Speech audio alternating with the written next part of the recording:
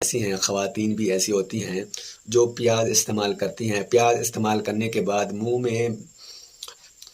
پیاز کی جو ہے نا بدبو جو ہے نا باقی رہتی ہے، جس کی وجہ سے طبیعت میں جو ہے نا کہ مختلف جو ہے نا کہ اثرات ہوتے ہیں۔ کچا پیاز استعمال کرنے سے جب استعمال کر لیتی ہیں، اس کے بعد جو ہے نا کہ منہ میں جو ہے نا پیاز کی بو جو ہے نا کہ باقی رہتی ہے۔ پیاز کی بو منہ سے جو ہے نا دور کرنے کے لیے آسان فارمولہ بتا رہا ہوں، آسان میں نسخہ بتا رہا ہوں کہ گھر بیٹھے خود جو ہے نا آپ یہ استعمال کر سکتی ہیں،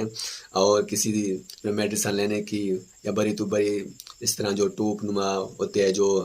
منہ کے بو کو جو ہے ختم کرتے ہیں، اس کے لینے کی ضرورت نہیں ہے، اس سے بھی یہ زیادہ اچھی ہے۔ گھر کا فارمولہ، آسان جو ہے نا فارمولہ خود بنائیں، آپ خوشی کا جو ہے نا کہ اظہار جو ہے نا کریں گے۔ اب چلتے ہیں جو ہے نا فارمولہ کی طرف سے، کہ آپ یہ یاد رکھیں کہ منہ سے پیاز کی بو دور کرنے کے لیے تھوڑا سا آپ جو ہے نا دھنیا چبا لیں، دھنیا،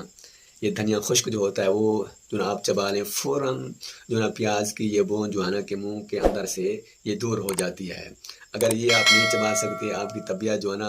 کہ چبانے کے لیے گوارا نہیں ہے، تو دوسرا میں آسان بتا رہا ہوں فارمولہ، اس سے بھی میں جو ہے نا آسان جو ہے نا بتا رہا ہوں کہ وہ یہ ہے کہ شکر آپ جو ہے نا 2 گرام لے لیں، اس شکر کو جو ہے نا آپ جو ہے نا اپنے منہ کے اندر جو ہے نا رکھیں اور چبائیں، اس کے چبانے سے یہ پیاز کی بو جو ہے نا کہ منہ کے اندر سے کہ یہ دور ہو جائے گی،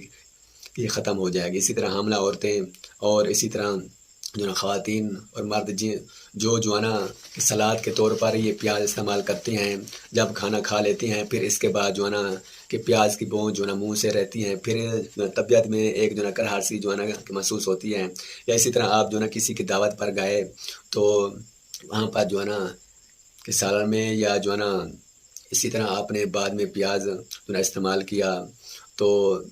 یہ جو ہے نا پیاز کی بو کو دور کرنے کے لیے آسان فارمولہ، سستا جو ہے نا فارمولہ ہے۔ آپ ہمارے یوٹیوب چینل کو سبسکرائب، لائک اور بیل کی گھنٹی کو ضرور دبائیں، تاکہ نئے جو ہے نا فارمولے، اچھے فارمولے، آسان فارمولے جو ہے نا آپ